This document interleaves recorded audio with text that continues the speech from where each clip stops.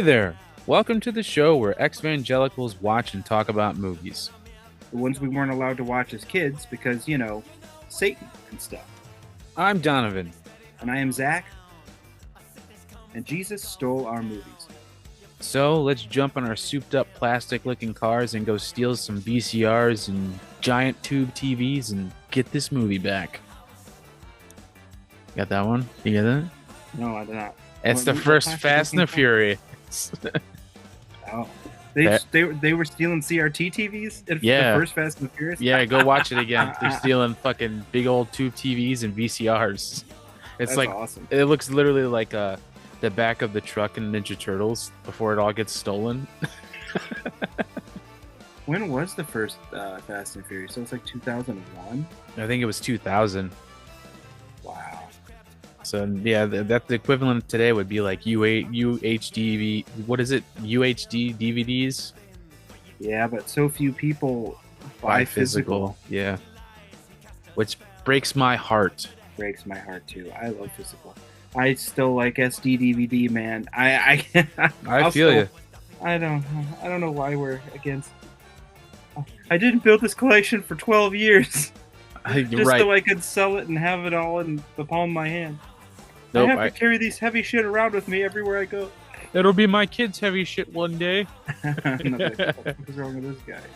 See, I think it's best anyway, and I really enjoy those moments when you can't find the movie on streaming, and then I'm like, I own it. You fools! I love whipping it out and stuff and being like, especially when the kids or my wife is like, hey, let's watch this movie. Oh, we can't find it. I'm like, see, this is why I'm always harping about it. And they're like, oh God, here he goes.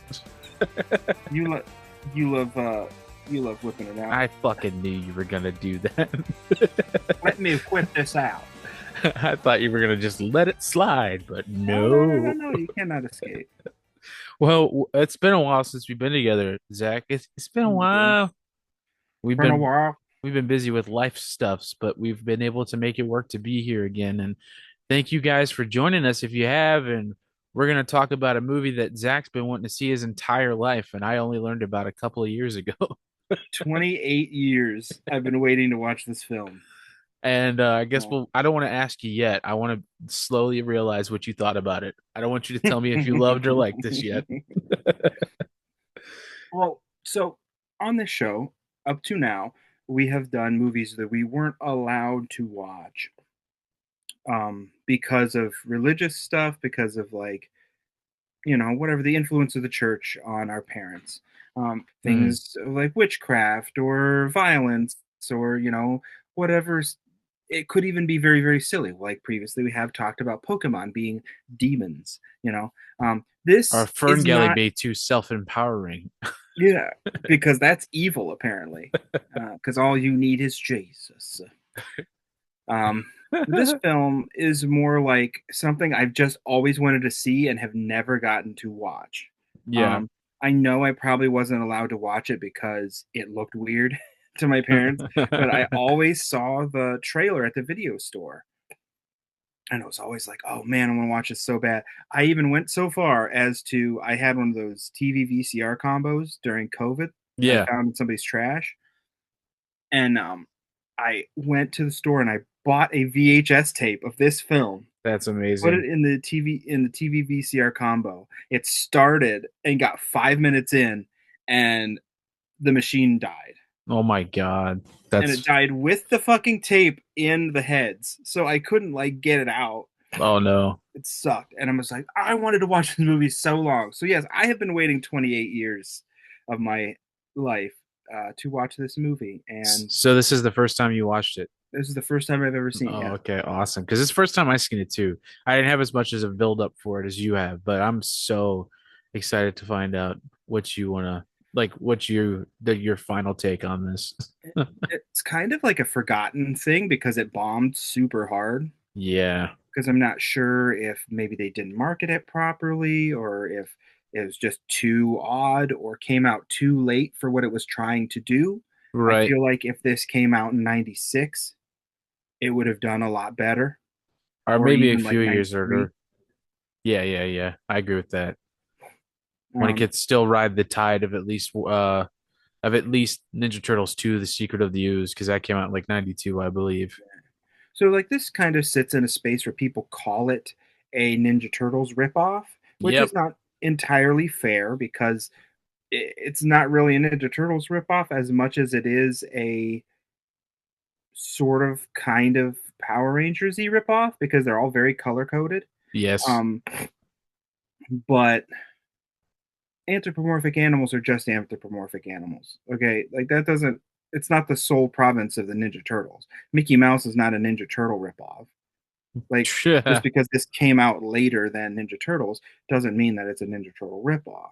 I think the Um, only real correlation is that they're in suits and they're anthropomorphic and they have some kind of martial arts. You know what I mean? I think mhm. that's the biggest comparison. But if you watch this movie, they're not really comparable at all. This is more like Wujan Narnia. That's a It's really it, good it's one. the terms we use in speculative. Well, gross is that term, by the way. Speculative fiction. Just call it genre fiction, and don't be fucking heady about it. You aren't Oh, bothering me, man. I'm a speculative fiction writer. No, I write fantasy stories where people swing swords at each other. Oh, I'm a Hmm. science fiction author. I write stories about the cutting edge of technology and how it will affect human existence going forward. No, I'm a futurist, darling. You know what I mean? Like, no.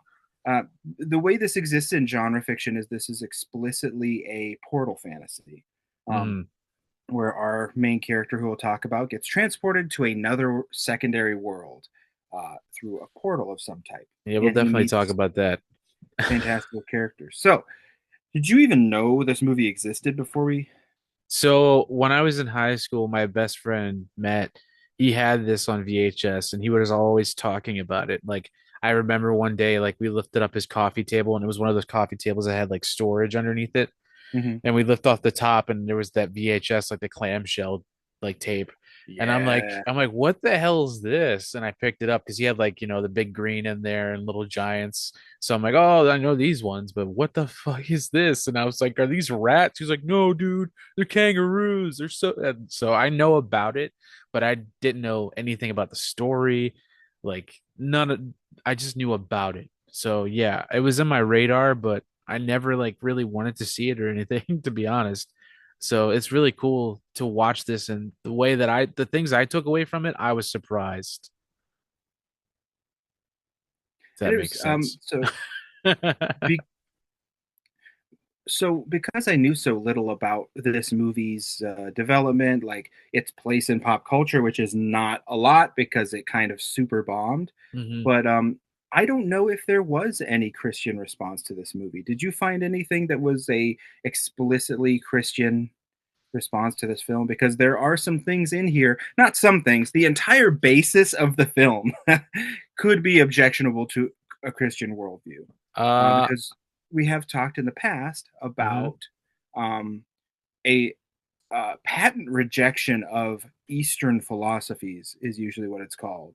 Yeah, Um, and how fucking racist it is to just anything that is Far East in a philosophical sense, or I don't know, something as simple as just like having your children watch anime somehow gets twisted into being demonic. So, did you find yeah, anything on absolutely. So, our good friend movieguide.org, I found some wonderful stuff. This is the website that gave us a -10 for Ferngully. that?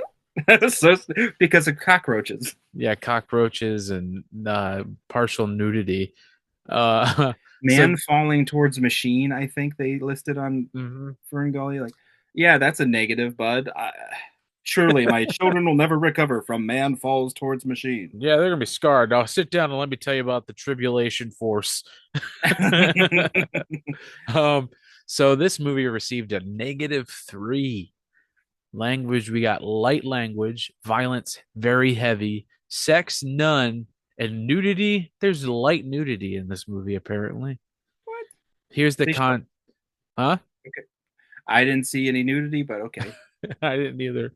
Content includes a cult worldview with lots of magical thinking, some moral elements, 6 obscenities and 3 profanities, extensive martial arts violence, fighting, implied murder and bullying, cleavage. and miscellaneous or morality, including image of a boy on a toilet. Oh my God. So there you have it. This movie, Immorality includes boy on toilet. yeah. I love the murder, implied murder and bullying. Boy on toilet is also my late '90s pop punk band's name. Yeah, right. Boy on toilet. I'm not gonna lie though, when that happened in the movie, I was a little bit like, what the fuck's happening? Why is he reading? What are you doing on the toilet? Why the bathroom? This movie should be called ADR the movie. Yeah. Um, well, a lot of it you had to have ADR because five of the principal characters, you're not going to be able to hear what the actors are saying. I agree with you, but I think But Ryan had the most ADR. I think Ryan might have been a little piece of shit, and they just had to say "fuck this kid." I don't know. I'm talking. Um, who in the '90s decided that that haircut was the haircut that every goddamn body was going to have? Jonathan Taylor Thomas. That's all Jonathan Taylor Thomas. It's all that Jonathan fucker's fault. Taylor Thomas. Uh, uh, fuck. Devin It would be funny. Sawa. Jonathan Taylor Thomas, um, Jonathan Brandis, and Jerry O'Connell all got together and formed a '90s hair Voltron, and we were all just stuck with it forever. You forgot about Devin Sawa. Devin Sawa. He's got to be the sword that comes down when they're finally ready to just fucking kill the monster. And if you don't know what we're talking about, the patented '90s, like, it's short in the back, longer on top, with Kind of like part it in the middle. forward swept hair wings on the Yeah. front and part in the middle, so it like sweeps around your head. They even animated the shit in Titan AE. The main character in Titan AE has '90s hair, and the Are dude in Fern Gully had '90s hair. so did well the guy that's not even 90s, but didn't the guy from Treasure Planet also have it? And Atlantis: Lost Empire as well. Yeah, we could do So this. we were stuck with it even after the '90s. Like, grow up, you guys. It's like we're gonna have broccoli hair until 2045. You know what I mean? And then it'll come back again in 2060. It always does. It always does. So, thoughts, initial thoughts, because you didn't see this, I hadn't seen this. We're both kind of coming into this fresh. What did you think when you saw these weird anthropomorphic kangaroo men? My mind immediately went to why parents might be scared of it because they're a little freakish looking. uh, We're gonna talk about how freakish looking they are in a little bit. yeah. Uh, but other than that, I was hoping for like a Ninja Turtles ripoff because I love Ninja Turtles. I wouldn't have a problem with that. But I was pleasantly surprised, and I think that's basically it. I was didn't know what to expect, but I was hoping for that TMNT feeling and things like that. What about you?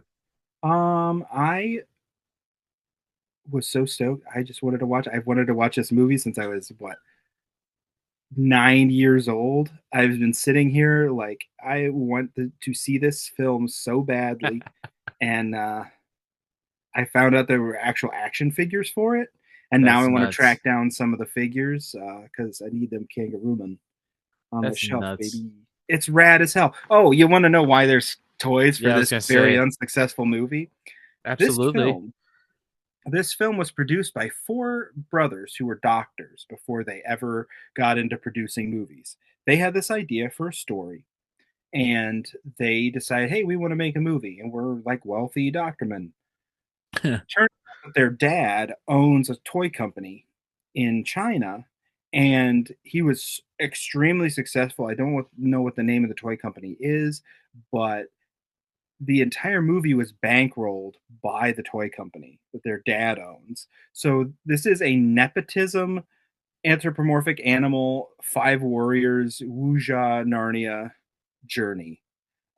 And this definitely has the symptoms of nobody was told no. Yeah, right. We'll talk about that in a little bit. The kangaroo heads, it is rumored, which is not true. People just see this because human beings cannot see anything and not form connections. People were talking about that these kangaroo heads were reused prosthetics from Tank Girl because there are Oh, kangaroo people in Tank Girl. yeah. And that is in fact not the case. These Yeah, are completely new prosthetics. They're completely new animatronics, and they look pretty different too. they look very different. If the ones from Tank Girl was in this movie, it would be even freakier because they are like very very grotesque looking. Yeah, right.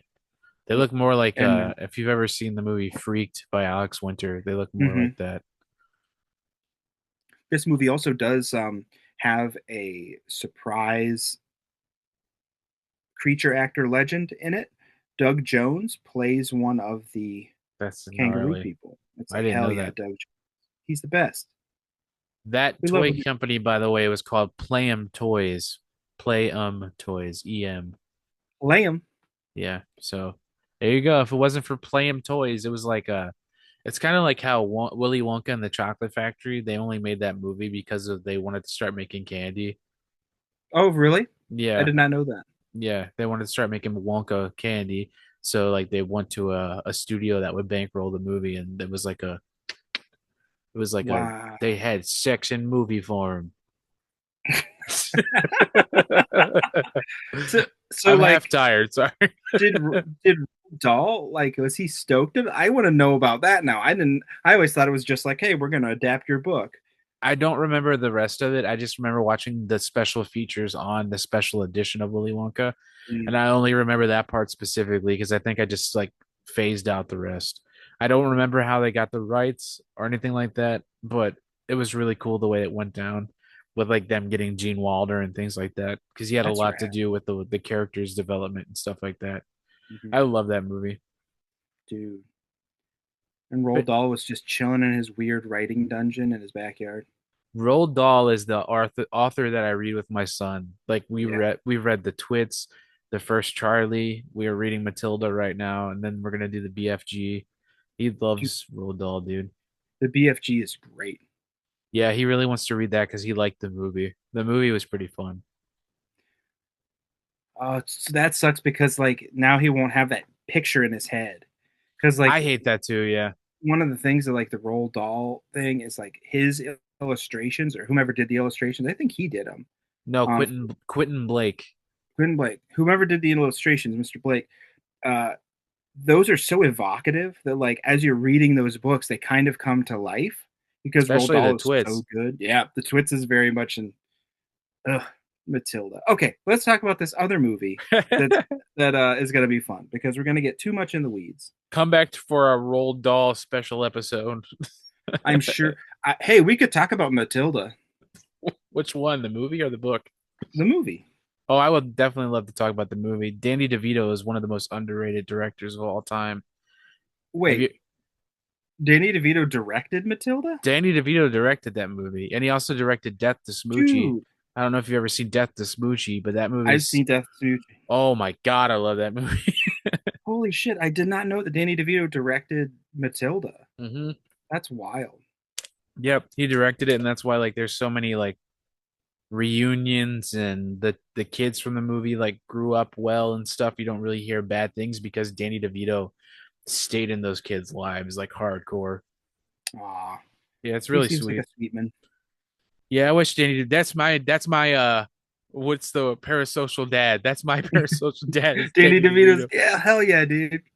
That was one of my favorite things. Somebody asked me once who I would want to portray me in a movie, and I picked Danny DeVito, but from birth to death, just coming out of a womb. Baby. Yeah, I don't want to be here.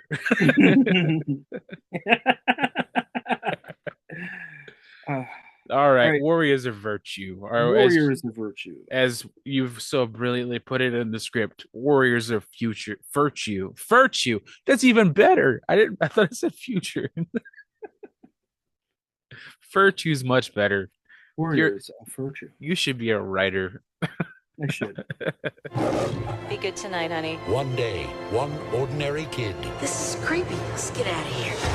will be swept away to an extraordinary world where he's the last hope to save an entire planet. Cool. And now you can take the adventure home with the purchase of any ticket. You'll receive a free commemorative edition trading card. All right. Supplies are limited, but the action will never stop. Yes! Warriors of Virtue, rated PG, starts Friday.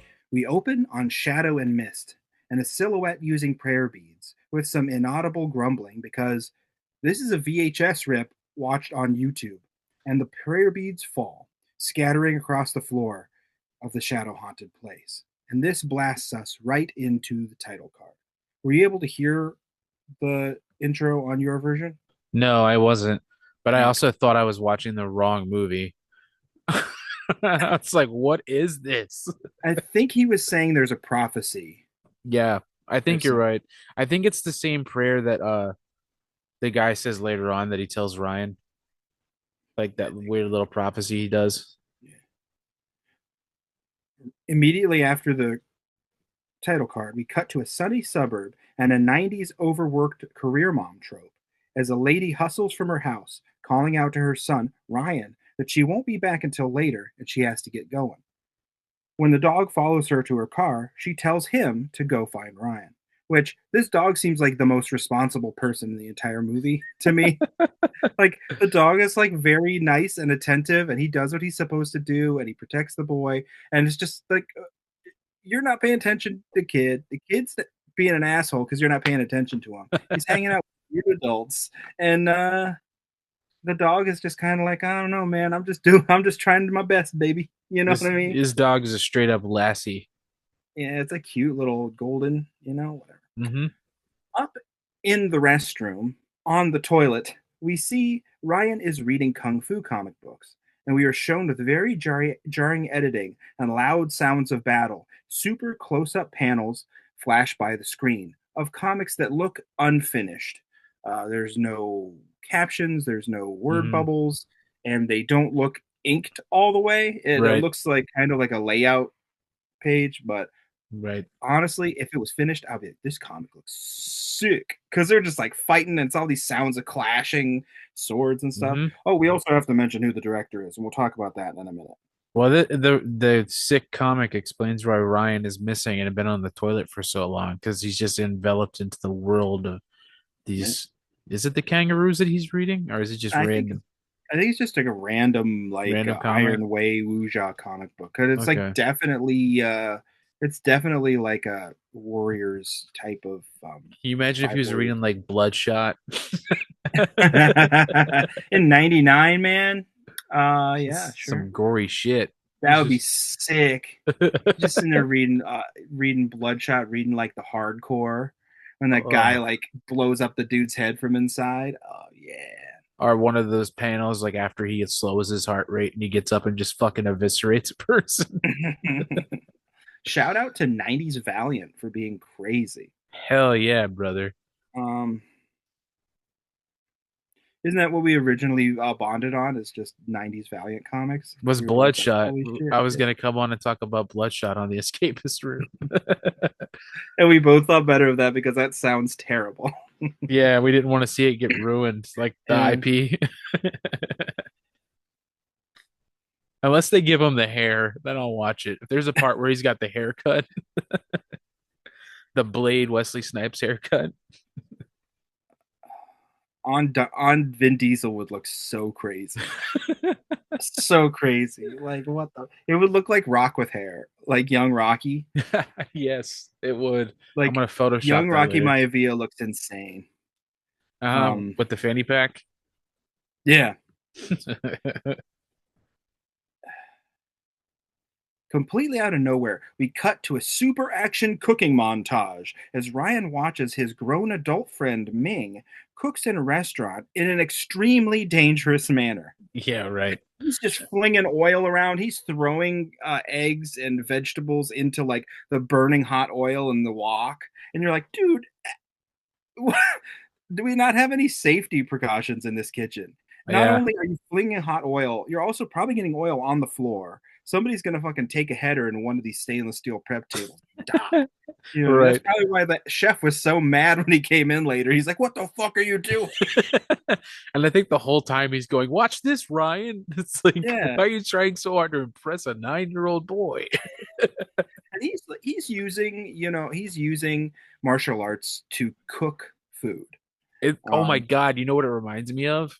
hmm, It reminds me of that scene in Batman and Robin where Robin's fucking doing the laundry You Yeah, yeah, remember yeah, yeah. that? And he's like doing fucking. He's like using the broom handle to like fight it He's using it to wring out the water from the lawn. I do that all the time.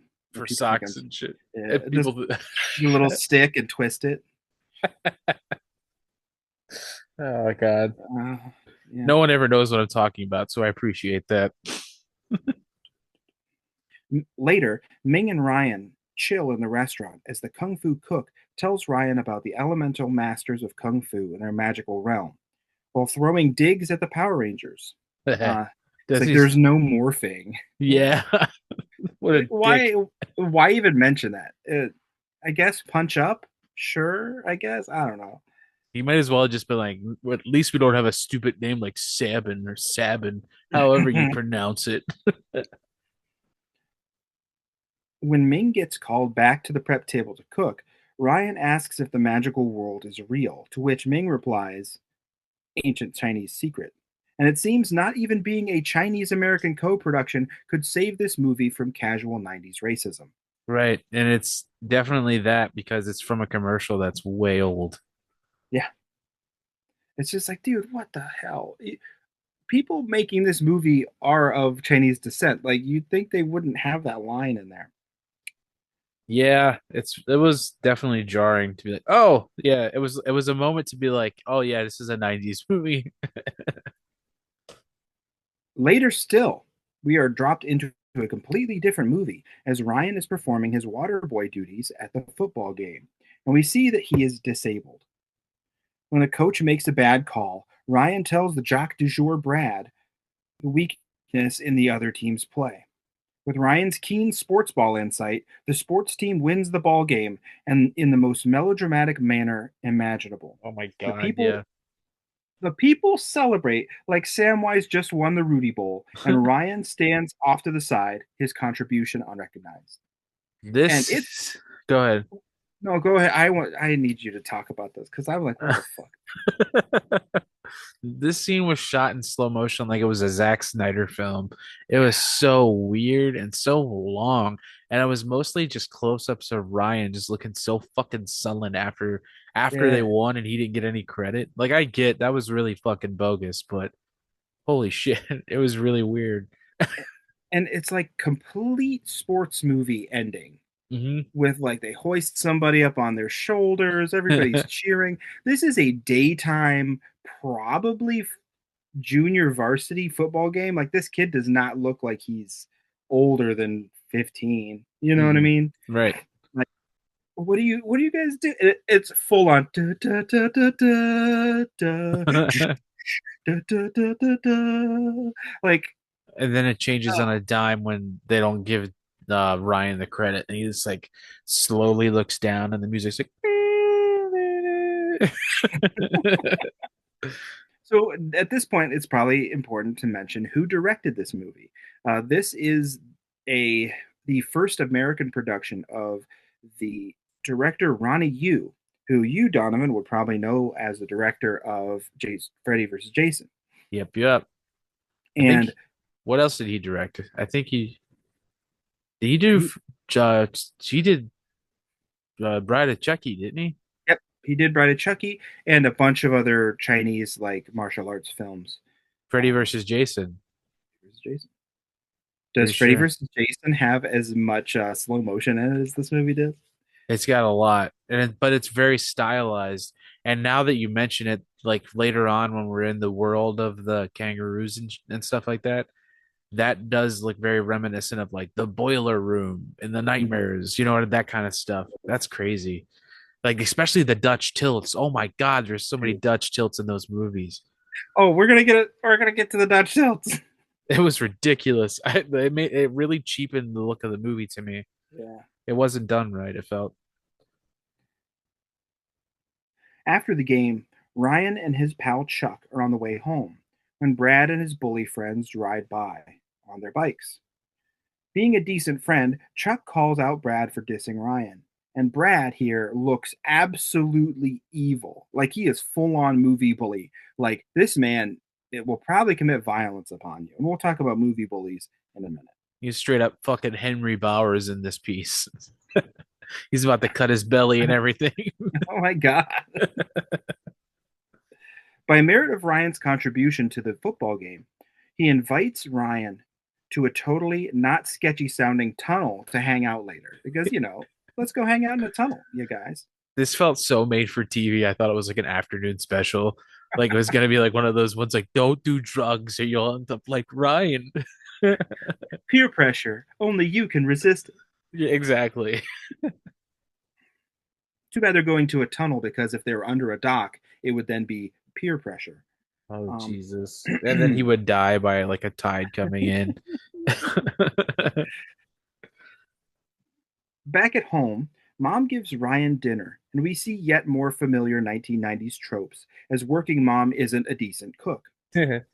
Ryan's mom here is played by Terrell Rothery, and this again gives us our absolutely wonderful recurring in this show mention of Stargate SG-1 because Terrell Rothery plays Dr. Frasier in Stargate SG-1. She is a Canadian actress who I had a giant crush on when I was a small child.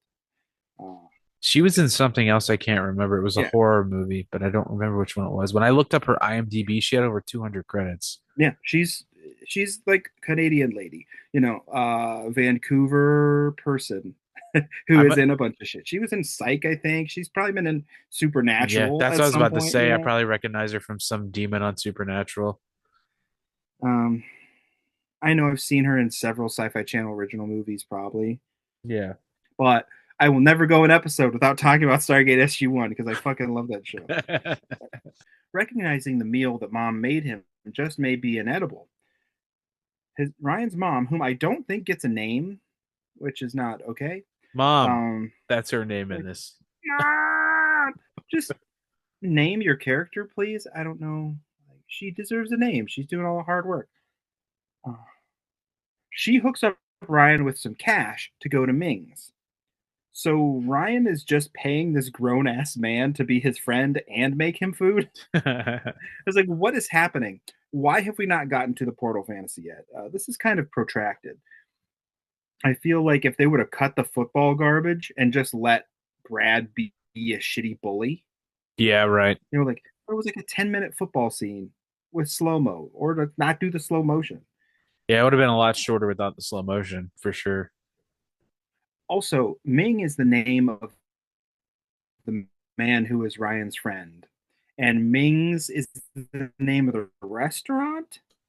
Is this Ming's family restaurant? Like his family owns the restaurant? Like, what is happening? See, I thought maybe that was like just they call it Ming's because he works there and they go to it all the time. It would have been nice to get just a little bit more of what like their relationship was. Like, is he just a family friend? Like, does he go to their church? He's just a dude that they know? Or like, did Ryan randomly befriend this man because he already has an interest in like kung fu stuff? And he's like, I need a Chinese friend to be my buddy. Right. Like, I get that. I mean, I don't Ryan. get that. I get what you're saying. At Ming's restaurant, Ryan gets yelled at by a chef because, well, why is this 13-year-old child in a professional kitchen? The chef turns away and slips on some errant onions that were on the floor, probably left there from Ming's irresponsible preparation procedures. Just throwing shit around him.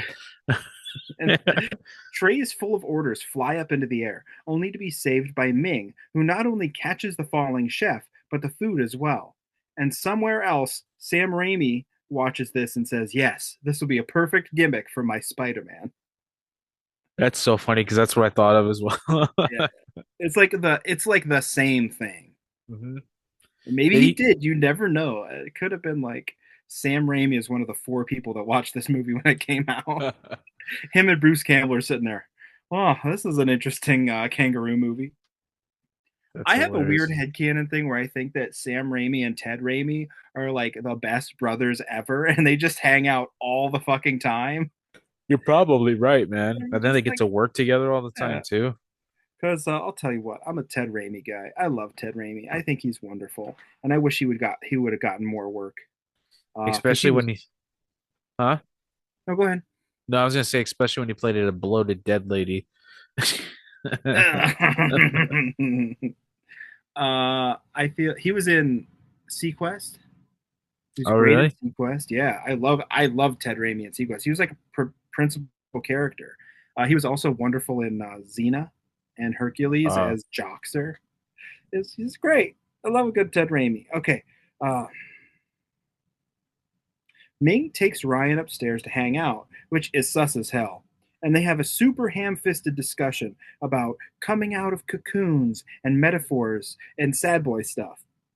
Ming then gives Ryan the Book of Tao, which is disappointing and boring to Ryan because why would a 13-year-old want a book of philosophy? can you hold on? We also got to mention that the reason they're talking about cocoons is that Ming has a giant glass jar with a weird giant cocoon in it that he just has and he just grabs to show Ryan like it's some weird little just like it's a watch or a pocket knife. Right. Look at this cocoon I've been carrying around with me, presumably from just going around town, going around the little world, hanging out. When I was a small child, I found this cocoon. It never turned into a butterfly or a moth that would come out of a cocoon like this. So I just held on to it because I'm kind of a weirdo. Right. He clarifies that it never finished its metamorphosis because he interrupted it. So he's like, not only did I probably kill this caterpillar, I'm going to atrophy it and put it in this jar for the rest of its existence.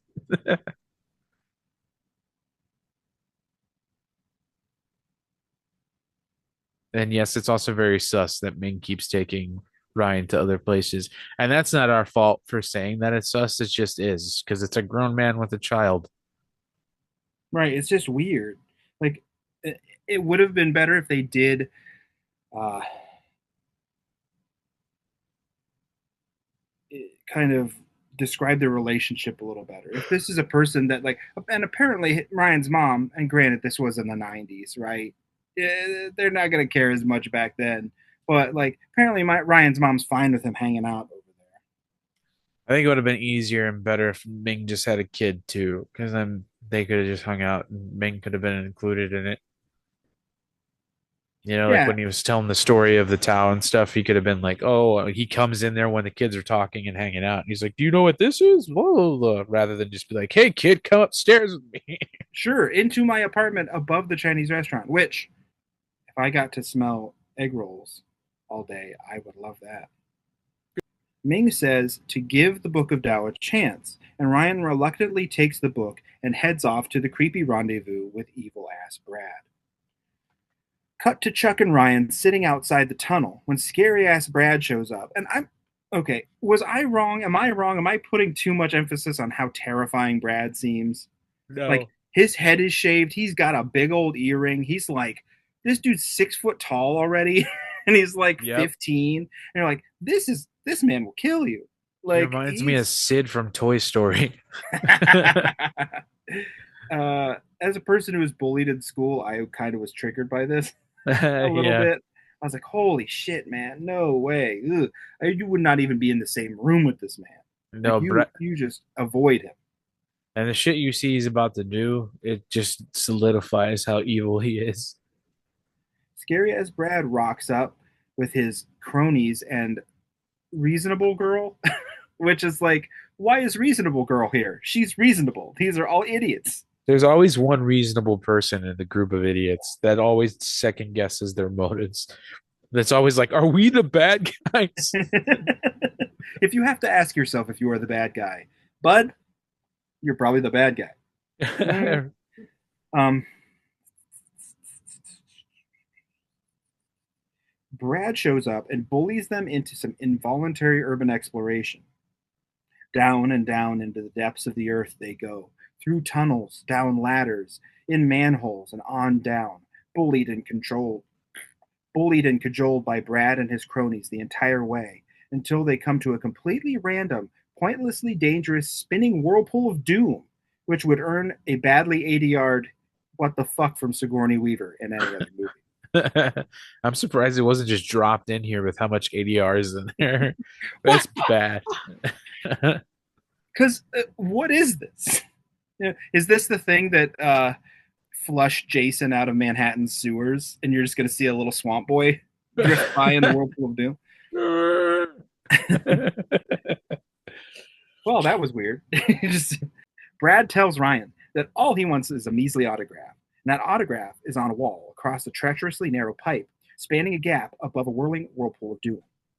Brad crosses the pipe easily, and then turns around to harangue Ryan into trying to cross the pipe, his disabled leg hindering his progress as he tries to cross. Tension builds as an alarm goes off, and some outwash of water blasts down onto the spinning whirlpool of death, knocking Ryan into the maelstrom below. While this is happening too, Brad starts to lose his shit at one point, and then you're like, "Oh my God, there's a little bit of empathy in this terrible kid," and then you realize he's just mad because he doesn't want to get in trouble. Yeah. Well, let's talk about movie bullies then. So, like, why are movie bullies always like trying to kill someone? Right. You know what I mean? Even nowadays, like as late as 2017, I realize that's almost 10 years ago, but like in the 2017 Power Rangers reboot, that kid was gonna break Billy's arm. Why? Because he's a bully. Yeah. For why? For what? Fuck you. Like, I was bullied in school, and nobody was out here saying, "I'll kill you." You know, I'll break your arm. Like, yeah, you get fucking fucked with and pushed around and shit. But Yeah. it's not. Nobody's out here trying to get like murdered. Like in the first season of Stranger Things, those kids pulled knives on those kids. Like, is this Lord of the Flies? What the fuck are you doing? You know, and it's just like stare at the flowers. sucks to your ass, Mar 11. It's just like, what the fuck? And I don't know if this is a movie thing. It has to be a media thing. Yeah, for sure. I mean, and yes, if other people might have different experiences of being bullied, like I completely understand that. I did suffer being bullied as a kid, but it was nothing super violent. You know what I mean? Absolutely. You got your head closed in a locker, but what are you gonna do? You know, like fuck it. It's not like in a movie, like what's the one movie? It's like an 80s horror film where they literally set the guy on fire and they're just laughing because they're bad bullies. Oh like, my God, I don't know. That's not real. Like, what are you doing? I don't know. Maybe somebody did get set on fire. I don't know. It could be someone else's experience, but it just seems extreme to me. Anyway, if you go to a really bad school, I'm sure someone's been stabbed at that school. Sure. I went to bad schools, but I didn't see it. But I agree with you. Movie bullies are horrible. There's also that movie with Haley Joel Osment. I think it's called Pay It Forward, where he dies because some kid stabs him at school. Oh God. It's like, it's horrible. Like the whole movie's about how he's like trying to get people to pay it forward. And it's such a positive movie. And then it ends with him getting fucking stabbed outside of school. Oh my God. I don't mean to laugh at it, but it's just very like, wait, what? No, Haley, no. Right before he died, he's like, I finally see myself. Ryan sinks down into the downwash of water, being pulled under by the whirling whirlpool of death, battling his way up as best as he can against the flow, striving pointlessly against the pool of the whirlpool as he's yanked deeper, deeper, deeper under, down and down into the welcoming arms of unconsciousness. Yeah, there's a part where he just goes, okay, I'm just going to die now. At some point, you just got to be like, let's take a big drink, kids. You know what I mean? Like, yep. This is where my mind goes into a different way, and I believe Ryan died right here. I don't know. I don't think there's textual evidence for that, but you could sure believe it. I think Ryan's dead. Because, like, I think he had just had a delusion. That's what I'm saying. I think he died for a little bit, and this was his heaven because he just talked about this with Ming. So this is what he's thinking of when he died. It would be a lot nicer to have more discourse on this movie so we could all discuss it together. But no, nobody watched this movie in the 90s and nobody cares about it. No one's going to listen to this episode because it's about a movie that nobody watched. Why? Hey, I don't know, because this fucking ruled. When we get to Komodo. Spoiler alert. Yeah, let's go. Reaching up for air, Ryan breaks the surface of a lake in a weird forest. He calls out for Chuck and the bullies, somehow like a total dummy, thinking this is part of some prank, as he makes his way to shore, only to be attacked by a villain right out of Xena. the warrior princess, complete with fake-looking armor and wild overreactions. Mm-hmm. Mm-hmm. Like, if you wake up in a forest out of a river, you're gonna be like, "Hey, you guys, this isn't funny anymore. I was just in a sewer, and now there's trees. This is a fucking crazy prank, you guys. I mean, what the fuck?" It's very elaborate. Like, I think you've gone a little too far. The set design is pretty spectacular for a prank. Before the soldier can apprehend Ryan, a bizarre figure leaps into the clearing, doing Hong Kong action cinema wire work and wild kicks to ward off the bad guy. When the figure turns to see if Ryan is okay, the boy flips out at the anthropomorphic kangaroo face of the creature and runs away, learning that in this world, his leg works just fine. Ryan celebrates this fact by dancing and then having delusions of playing a football game for like 2 solid minutes. Like, hey, bud, your movie's like almost 2 hours long. You do not need to pad it. Like, you know what I mean? Like, Yeah. come on. I think he rightfully freaked out though when he saw the face. I would have screamed. Yeah, because you know what kangaroos have? You know what makes kangaroos kind of cute? Because they're furry, right? Uh, these kangaroos do not have like kangaroo fur. They have No. human textured skin with like regular hair. And it's like, no, no, no, please God, make your kangaroos furry like a kangaroo. And then maybe they'd be cute and people would want to watch your movie, not like nightmarish, naked mole rat kangaroos. They definitely startled me. I was not expecting him to look that way. As he celebrates, Ryan is attacked again, this time by a little person who gets forcibly removed from Ryan by someone throwing a very, very well aimed knife, pinning the guy to a tree. The savior turns out to be a young woman named Alicia, who is intrigued by the fact that Ryan is a newcomer to this world. And apparently, newcomer is a specific thing you call somebody when they come to this world. Very, very clever.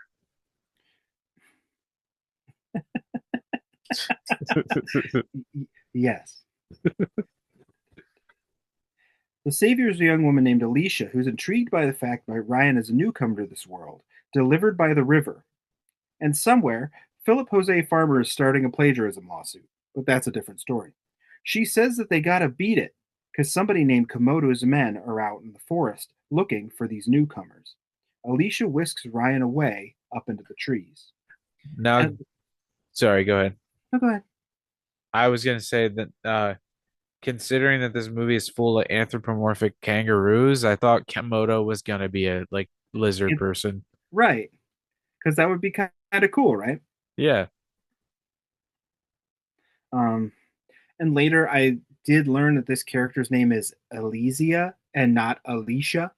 But Oh. right now her name is Alicia in my script because I didn't go back and change it. But her name is Elysia, which is probably a reference to the Elysian fields, like Greco-Roman paradise or whatever. This part felt like never-ending story. Yeah. We cut to a totally metal establishing shot of a super evil science fantasy fortress as a soldier that looks like a Timu Benedict Cumberbatch brings Ryan's backpack before his leader, the delightfully cartoonish evil overlord Komodo, played by Angus McFadden, who is known for playing very serious roles. Like, he's a very serious actor playing this amazing part.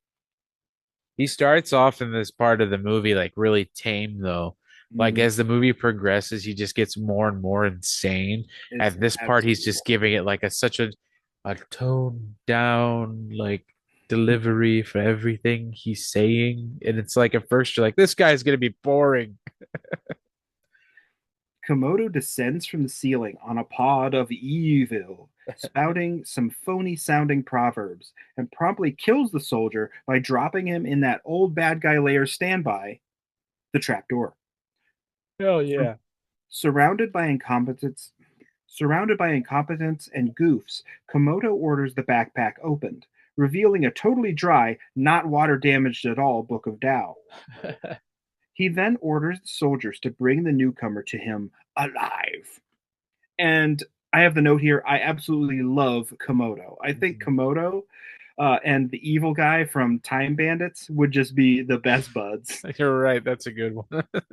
Um, and the minions are like super cheesing. I think they took a cue here from Power Rangers as well, but like in Power Rangers, at least the cheesing villains Yeah. are in rubber suits, so they're more cartoonish. These are like human beings, Oh, you talking about the bald guys?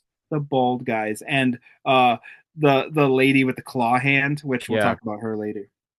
I know that one of the bald dudes was one of the pirates in Pirates of the Caribbean. Yep, And he's the hello puppet guy. yeah, I love him in Pirates. That's why I knew it was him. He's so funny. He was in an episode of Scrubs too, where he like freaked out about the MRI machine. He's like, "It's my machine." Scrubs is so funny. Yeah, it's so good. I Oh, love that God. show. Elsewhere, Ryan learns that he's now on the magical world of Tao, and everybody calls it Tao, even though the word is pronounced like Tao Mm. because it's a phonetic spelling. Because we don't have the same alphabet as uh, Mandarin or Cantonese or whatever Chinese language this is in. Also, this is a Chinese American co production, and why would they keep having everybody mispronounce the word if they know what the word is pronounced right? I don't know. I don't know. It seemed world to me. Unless they just kept mispronouncing it, and they didn't have enough money to refilm it. So like, we gotta take Right. that take. And Ronnie Yu speaks Mandarin. You know what I mean? And presumably, possibly Cantonese as well. You never know. Like, the man directing the movie should be able to tell you, no, that's not how you fucking say the word, dude. Right.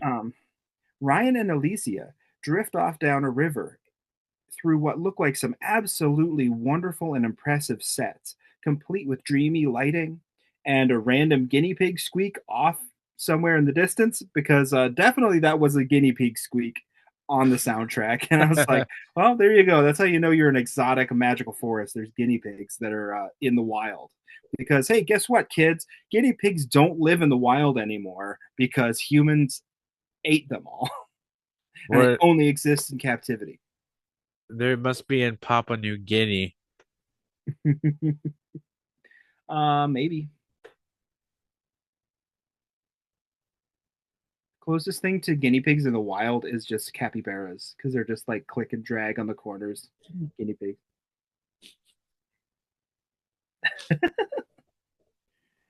Alicia and Ryan talk about the Book of Tao, saying it's a manuscript of legend.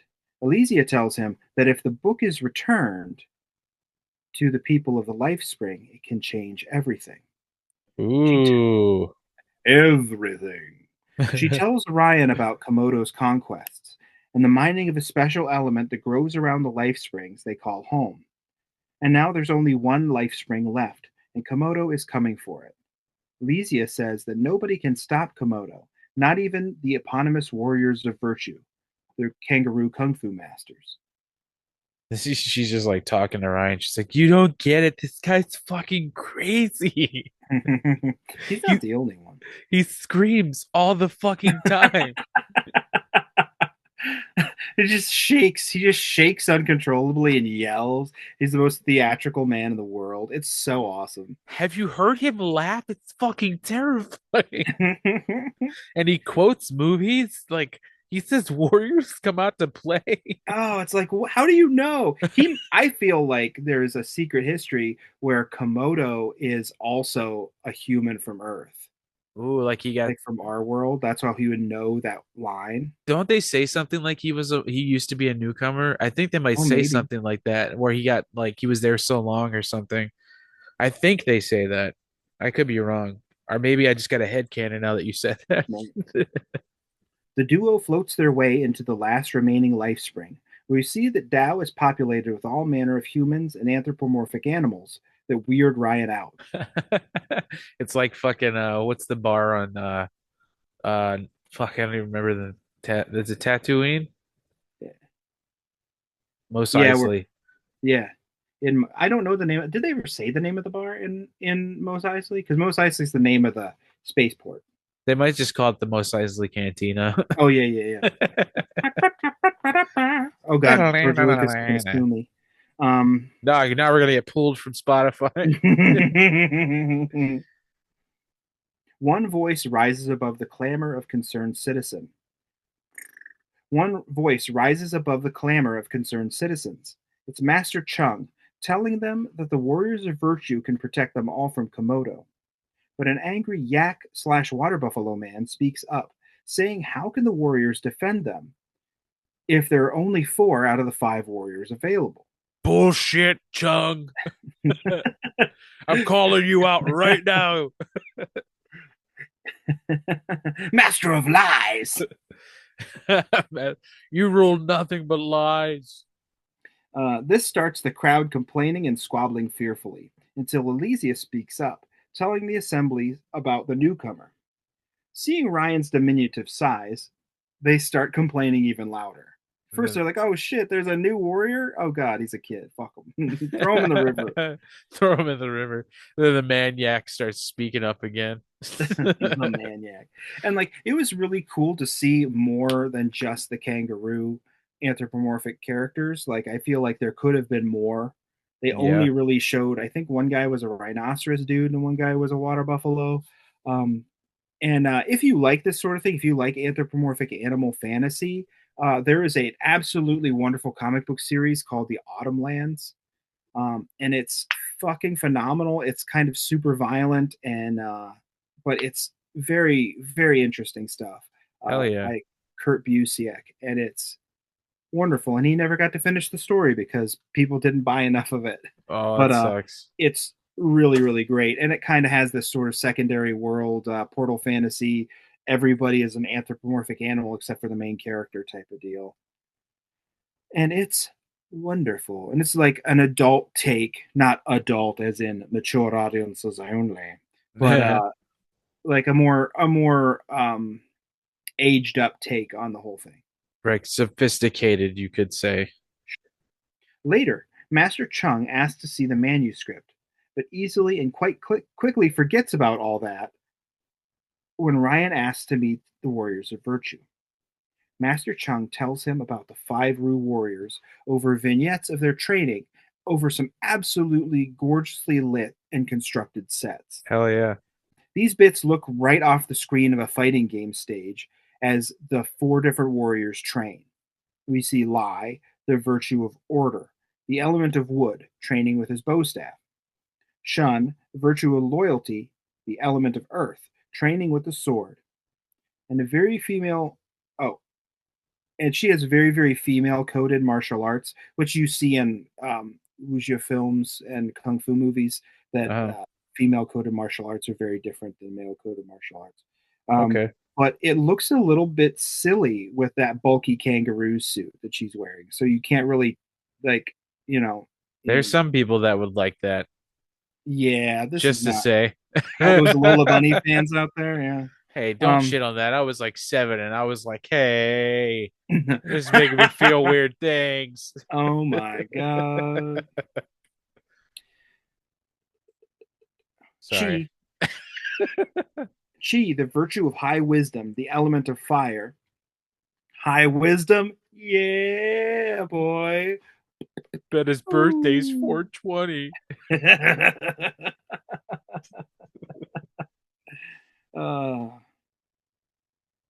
People don't really like talking to him though because he's rather blunt. And he trains with a meteor hammer.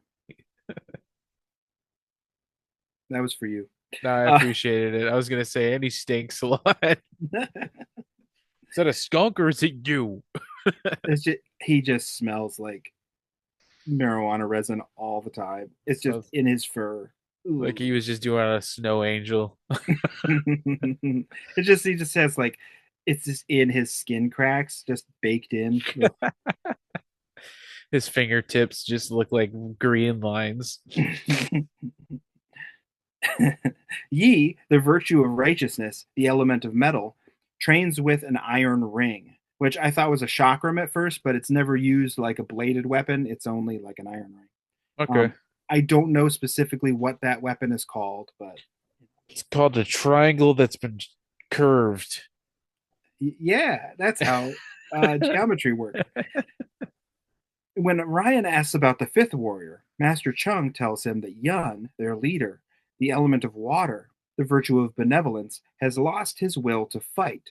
To which I say, he's the virtue of benevolence. Of course he lost his will to fight. What the fuck? Do you not know what virtues are, bud? Like, why would the guy who's the virtue of benevolence want to be a warrior? Especially what happened, like what he did. Yeah. Why he's not a warrior anymore. Later, with everyone gathered around, Master Chung asks Ryan to show them the legendary manuscript. But when Ryan tells them that another kangaroo took it, they said it must be Yun, but Yun has abandoned their cause. These kangaroo people are kind of freaky looking. Like, it's a little disconcerting. We talked about the fur problem Yeah. before, but it's just they have human texture skin with like human hair, and I think Yi or Chi may have dreadlocks. It's like, Yeah, okay, and you can. their voices too, man. They all sound the same. Yeah, they do. They're very similar. They don't really have any distinguishing characteristics Yeah. other than the color coding on their uniforms and their weapon. Their voices are like gruff. Like I'm trying to think who they sound. It's not like Nick Nolte. It's not that bad. Chris Christopherson. That's close. No, it's kind of what's like they all talk like this, like Batman. There's like I don't want to fight no more. But why kangaroos? I would really love to understand why kangaroos, though, because like if this is a Chinese American co-production, if this is about the Book of Tao, I don't know if you know this, but they don't have kangaroos in China. Say what? Like that's an Australian thing. Like use red pandas Oh, or it's sick. panda bears or I don't know. Tigers. I don't know. Yeah, a tiger, a fucking monkey. There's monkeys in China. Then Make them all the golden anthropomorphic monkeys. and the Monkey King is something too. You could have like Yeah. wrapped that into it. Oh my god, that would have been sick. Journey to the West. I think There's the huh? a weird Australian Journey to the West with all white people, and it's very strange. I bet. It's Journey to very the weird. West is such a good movie. I've never actually seen a straight adaptation of Journey to the West. Oh I'd love yeah. to actually see one. So the Anyway. one that Stephen Chow did isn't? Oh, I don't know. I didn't know Stephen Chow did one. Yeah, Journey to the West he did one. It was so fucking good. It's got like the pig demon and stuff in it. Yeah. I love the way he fights. Like, because a lot of the demons he fight, you don't see them as demons at first, and then like you got to find like there's a special way he sees them and stuff. Oh, cool. It's so sick. I love that movie. And Stephen Chow is one of the most underrated directors, dude. Love a Stephen Chow. Love a Stephen Chow. I've Dude already is watched hilarious. Kung Fu Hustle with my kids. I was just like, hold on, let's just skip this part. I watched Shaolin Soccer in a theater.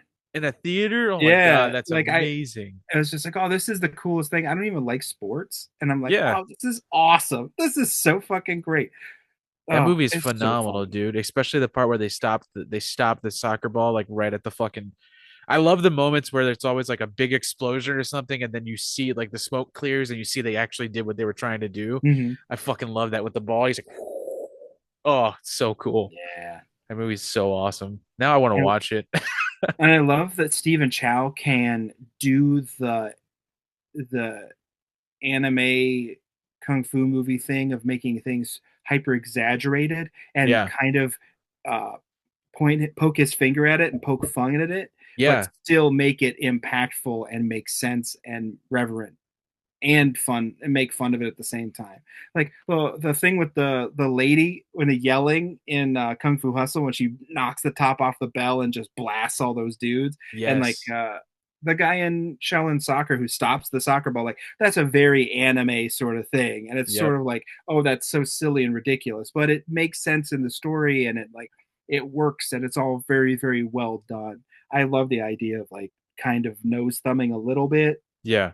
at it, but like still being functional in the story.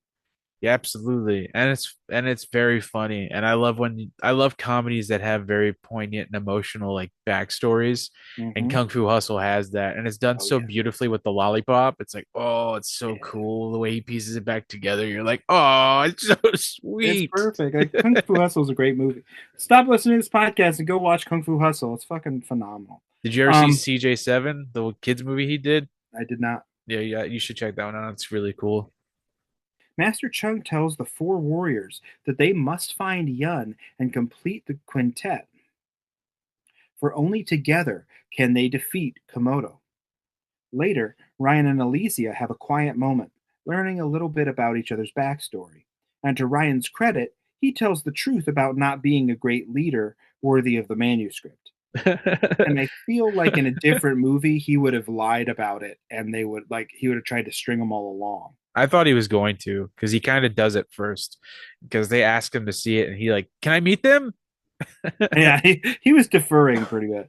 Um, but Ryan kind of freaks out and he's like, yeah, I'll show people back on my home world and I'll show them. I'll show them. Like, what are you talking about, dude? Like, is this your villain origin story? Like, Fucking Snidely Whiplash and shit.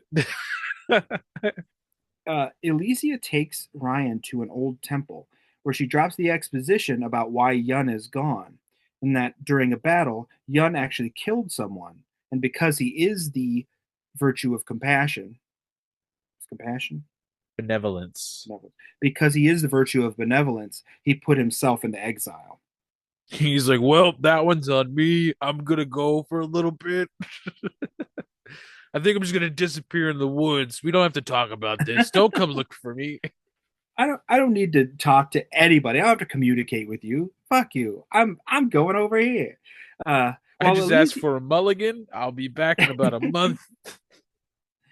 While Elysia explains more about her tragic backstory, Ryan gets nabbed. Komodo's goofy ass hench people snag him, and a creepy ass voice chases Elysia away through a super cool looking stone face that looks like it's something straight out of a D&D adventure module cover. Hell Like, yeah. it's a really, really cool set that we get to see in more detail later. But it's got this light coming from the doorway. All these vines are hanging over it. It seriously looks like some old school D&D art. It's really cool. Yeah, it's awesome. I feel like whoever did the concept art for this movie had a fucking ball making the coolest looking stuff. Oh, absolutely. And the production designer too. And did you notice this movie is edited really strangely? Like we get all Yeah. these weird jump cuts, we get all these weird and like what's with all the Dutch angles? I thought this was a Chinese American co-production. Yeah, I Very felt like the 67 Batman sometimes because the close-ups and the tilts. I was like, Jesus Christ. And maybe that's what he was going for, you know? Maybe Ronnie, you realized how silly the idea of anthropomorphic kangaroos fighting, you know.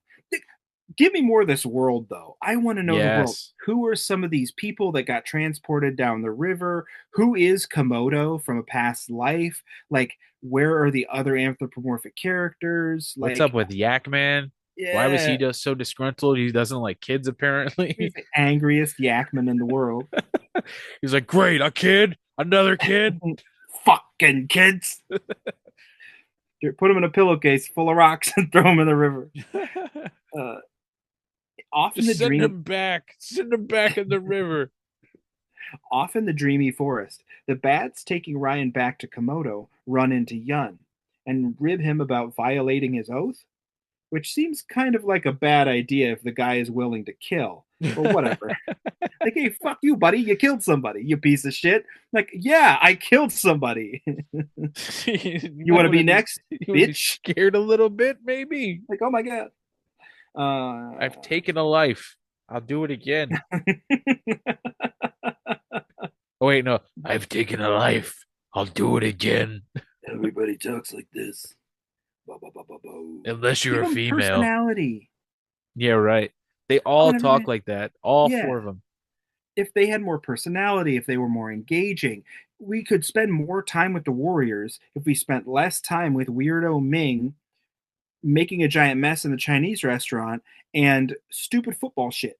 Just let Ryan be bullied, get transported to the other world, and give us more kangaroo shit. Give us Ryan fucking fighting. Oh, that would be interesting. I was waiting for that this whole time. Like we could have made that happen with those Dutch tilts. We could have switched up a stunt man easily. You know what I mean? Yeah, he could have got a little training montage of his own, you know? Or not even needing it, like because he's like how his leg was healed. Maybe he just got matrixed all the information when he came through the tunnel. Maybe. and he's just like, "Oh, I can fight too. Oh my God, that would have been so sick." I love when movies do that. Like the kid, it can be a hero. So Sure. cool. Big fan of that blue Turbo Ranger, are you? I was. Yeah. I was like 6 years old. I'm like, this is the coolest thing. That's why Captain Marvel, like Shazam, is such a Oh cool my idea God, I too. love Billy Batson. The first Shazam movie, I was all about that first movie, dude. I was like, this is perfect. Yeah. Until you realize how much of a creepazoid Zachary Levi is. Um, Yeah, I know. I know. Way to ruin everything. I showed my wife some of those clips and she was so distraught because she loves him, especially as a what's the writer from Tangled? She loves that dude. Yeah. I was like, oh no, we can't even watch Tangled. You son of a gun. Uh, in the dreamy forest, Yun does battle with the bad guys in a weird slow motion way. And in what is a pretty well choreographed fight and could be reasonably exciting if we were ever actually able to see anything clearly. There's so much slow motion, there's so many weird cuts and Dutch angles that you can't see that the actor inside the suit is doing a hell of a job doing some pretty good martial arts. but but comparing it to things like the Ninja Turtles movie, it's way cooler because it's like it's way more in depth and it's way more stylized and it looks like they're actually fighting. Because it's an actual martial arts film and not a bunch of goobs. Yeah. Next time I'll use mustard. Fuck you. Fuck yourself. You're gonna use the nunchucks as the sausage links as nunchucks? No. Fuck yourself. Kick somebody in the face. You have size. You have nunchucks. You have a bow staff. Beat the shit out of somebody. I Let's go. I can't believe you just shit all over combat cold cut. I like that bit. I'm just like I want good martial arts. Is what I want. That's one of my favorite comfort movies, especially the part where Donnie like finds that clown and he pushes it. He's like, yeah, yeah, That's one of yeah. the best. Yeah, yeah. And Ernie Reyes Jr. is going nuts in that movie. Hell yeah, he Oh, is. dude, he's I a love that fucking they were like, legend. let's just bring him out of the suit. It's like, fuck yeah, you will. He does this crazy kip up where he takes an entire fall back onto his upper shoulders like flatbacks, Yeah, I know what and you're talking then about. kip ups out of it during that movie, like with pizza boxes in his hand, I think. And it's Oh, it's so good. let's go. Okay, elsewhere in the movie we're actually talking about. After Yun sends the bad guys packing, he gets verbally abused by Ryan, who says they need your help to fight Komodo, and he calls Yun a wimp. And Yun, being a grown adult, just kind of leaves because, like, fuck you, kid. He's like, Um, I'm gonna backhand this child if I don't leave. like you wimp. Like, who are you, dude? Uh, Almost immediately, though, he comes back, and he comes back with a rousing musical sting that is completely unearned. Reassured now by the arrival of the prophesied chosen one, The one that he that can just help his friends defeat evil. the one that just talked major shit to like Yeah, the leader, the actual leader. yeah, and it was a verbal abuse. Like Wimp wasn't the only thing he said. I think he called him a coward. I think he's like, Yeah. "You ran away. You betrayed your friends." Yeah. Why do you think I'm in exile, dude? I feel bad about the shit. I I'm murdered a person. Yun brings Ryan back to the Life Spring and does some of that cool wuxia skip flight that is all over Hong Kong action cinema. That most Westerners might be familiar with from Crouching Tiger, Hidden Dragon, um, which I believe wholeheartedly would be a rad ass superpower. And I literally, and this is no lie, no joke, I literally have dreams where I have like the wuxia skip Yeah. flight thing, and I can just like I love it. I fucking love that shit. When I saw it in Crouching Tiger, I was like, oh my god. And like it was one of my favorite things ever. And I literally to this day will still have dreams of just like It's sick, dude. they have the fight where they're running through the tops of the bamboo stand. Yeah, So awesome. it is so awesome. And as the trees barely bend when they're going on them and stuff, it's super sick. There's a bit in have you seen Hero with Jet Li? With Jet Li, no, I haven't. Oh my god, we have to watch that together. Yeah, I've never Uh, seen that. maybe not for the show, maybe to just chill, but like there's a moment when he's fighting Donnie Yen. He I didn't gets know Donnie Yen was in that. Oh my Donnie god. Yen plays a spearman.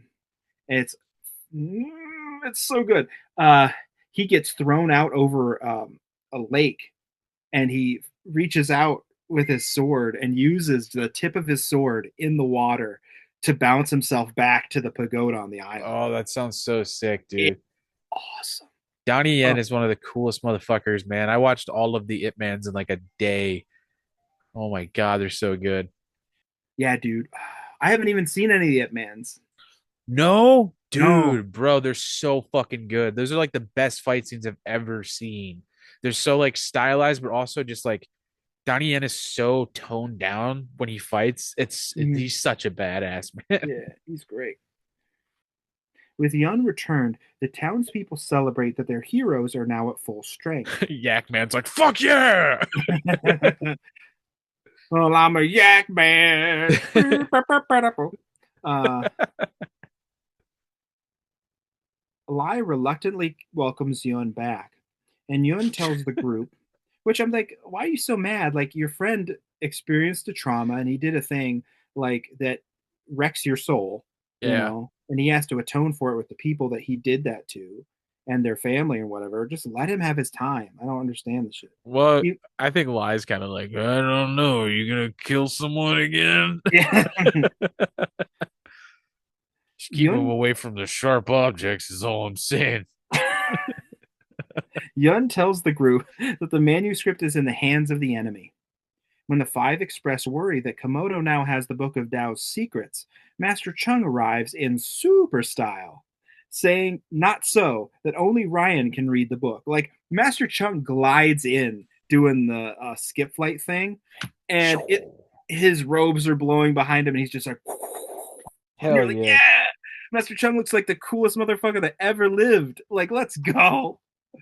Uh, have you ever seen the Sci-Fi Channel original adaptation of Riverworld? No. Because this movie gave me Riverworld vibes.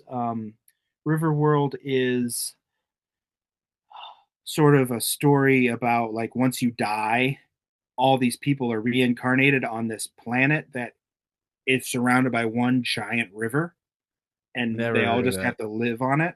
One of the things is like the main character meets Samuel Clemens. There's a couple people that are like reincarnated Hitler, Holy and they shit. have to like fight them. And there's a whole thing. There's mysterious masters of the world, and it's it's an interesting thought experiment. Philip Jose Yeah. Farmer wrote the book Riverworld and Other Stories. I actually have. I'm looking at him right now. Um, I like Philip Jose Farmer a lot. That's why I put that joke in there. If anybody knows what the fuck I'm talking about, they probably got it. There's one person in the world that knows what I was talking about. But this gave me very, very much Riverworld vibes. And there was a Sci-Fi Channel original, like I think it was a mini series that Right. didn't do a very good job of adapting the stories, Uh-huh. but it has that. It's the whole idea. They find out that somebody is, I think, like uh I think somebody was Hitler in the story. There might have been some like resurrected Roman generals or something they met. I don't remember. Oh my But in the gosh. books, it's a little bit of a boring story, but it's an interesting thought experiment. Right. I feel you.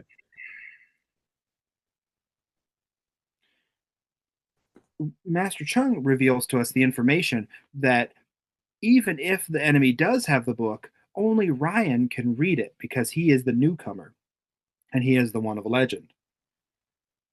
The townsfolk celebrate, and the five warriors prepare for battle, and spirits are high. Is this when he tells them about Khan?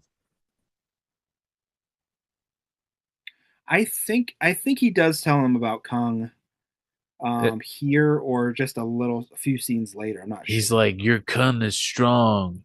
You gotta Kung, control your Kung, Khan. Kung with a Kung. Kung. No, there was no G, brother. Oh my god. He's like, your Kung, you have to center it and build it. And then when you're ready to express your Kung, Don't talk to me anymore. your Kung Really. will explode from within you. It literally took me off guard when I was listening to it because I at this part my phone was in my pocket because I was watching this. I was rewatching it at work, so I Mhm. was just listening to it basically. And when he said that, I was like, "What?" Oh my god. Never express your tongue around other people. Your tongue is private. Oh my god. Elsewhere elsewhere, off in his forest of debauchery, Komodo reclines in full hedonistic excess in a hanging swinger bed, chewing all the scenery he can fit in his mouth as he exposits that the resistance must be panicking, and that's how mistakes are made.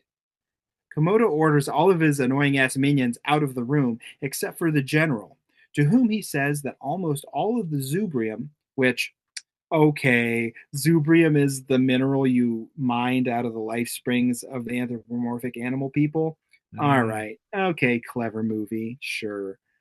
Um, he says that the last bit of Zubrium has been excavated from Tau. And if they excavate the last bit of Zubrium from this life spring, with that final bit, so is the final bit of Komodo's ability to survive.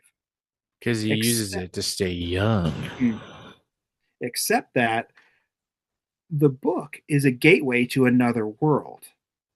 And he is speaking, of course, of our Earth. And Ryan is the key to getting to that other world and conquering it as well. How he knows this is anybody's guess because he shouldn't be able to read it, but whatever. Evil laughter, flamboyant, gender neutral villain. Ha ha ha ha ha. It's just like, oh, he's so great. He's so fun to watch. This is when he This, starts taking it up a little bit too. Like every oh, scene he's in, he brings it up a little bit more, a little bit more. This is the part where he's like laying in the bed and he just mhm. seems kind of distraught, but not at the same time. And he's like talking to that one guy and he starts talking like this, but then he starts screaming. He's like, no. Like, General, do I look good in purple? And he's like, yes, sir. He's like, oh, I knew it. You're like, okay, this guy's awesome. Over at the Life Spring, the warriors converse about going to retrieve the book from Komodo's fortress, while Elysia snoops. They all agree to go retrieve the manuscript from Komodo's fortress, and Ryan tries to invite himself to their violence party, but they tell him that he should stay behind for safety, and they call him friend, to which Oh, Ryan reacts by dapping up Yi. Like he teaches Yi how to dap up. He's just like, yeah, buddy, let's have a secret handshake. Later, in Komodo's castle, Elysia shows up, and a little ambiguously, Elysia may hate Komodo. She may be in love with him. yeah. She definitely needs that good that Komodo has because she is reaching for that stuff in that bottle. He's like, medicine time. And she's like, oh, yeah. Yeah, it's And nuts. she's dressed kind of provocatively, like her shoulders are exposed. It's almost like a As, completely different person. as And they movieguide.org likes to put, cleavage. um they kind of kiss, but isn't she a child? I don't know. I was kind of disturbed by this. Was she pretending to be younger than she was so she could get close to Ryan? Like, it was really weird, and gross. But in exchange for the happy sauce, Alicia agrees to betray Ryan. Which was a heel turn I was not expecting, but was also expecting. Yeah, somebody was going to turn heel, but I was not expecting it to be her, dressed like a character from Sex and the City and needing some drugs. Like, what? Yeah, the drugs part was kind of wild to me. I wasn't expecting that. I thought it was just going to be like, oh, they've always been together. But then it was like, here's your medicine. I was like, what's happening? Right. It First wasn't one's like, free, baby. it wasn't like in a dropper, so we had to put it on our tongue or something like that. I think it was just a bottle. I don't know. That would I, be even grosser if it I was a was watching, dropper. it was in my pocket, so I just assumed that's how gross it was. Okay, well, we have run out of time for this week, but if you'd like to join us next week, we're going to finish Warriors of Virtue. I think we only have the final battle and the denouement to get through. Um, and if you like what you heard, drop us a review on Apple Podcasts, a rating on Spotify. give us a comment on the episode. Maybe even just hit us up with an email at JesusStoleOurMovies@gmail.com. And Don't just forget to say check hi. out Zach's other podcast, The Escapist Room, that he does with his sister. It's pretty freaking gnarly. What are you guys in the middle of Yeah. doing right now? We're in the middle of our second annual animation month, which we do every May. We do 4 animated movies. We did 9 from 2009, Oh, so good. which is awesome. Stevie hated it. I watched it with one of my kids, and they were enthralled by it. But then when it was over, they were like, "I didn't really like that." I was like, "What?" It was interesting. I loved it. I gave it a 9.5 out of 10. I fucking loved it. But Yeah, it's dope. this week we're gonna do War of the Rohirrim for the new Lord of the Rings animated Okay. movie, and then Wallace and Gromit: Curse of the Were Rabbit, Ooh, nice. and then an obscure animated Star Wars ripoff from the '80s called Star Chaser. Ooh, that sounds cool, It's dude. gonna be very fun. But yeah, if you want to listen to Escapist Room, do that. If you don't, you don't. Who fucking cares? I just want to plug a little project I'm working on called Pat Robertson Reads, and it's just me doing the ghost of Pat Robertson reading the Bible currently, but I'm going to read Left Behind next. And if people want to suggest stuff, like Zach suggested The Hobbit, which I might do so I can finally get through the book. But yeah, please check it out. It's on Spotify and Podcast Addict. It's called Pat Robertson Reads. Pat with 2 T's because legalities. Legalities. It's very, very funny. Thanks, buddy. I appreciate it. And also a huge thank you to the band Mustard Plug for letting us use their song Vampires as our intro and outro. Yeah. Go listen to more Scott. Yeah, We'll talk to you next week. That's our motto. Go listen to more ska. Bye. Bye.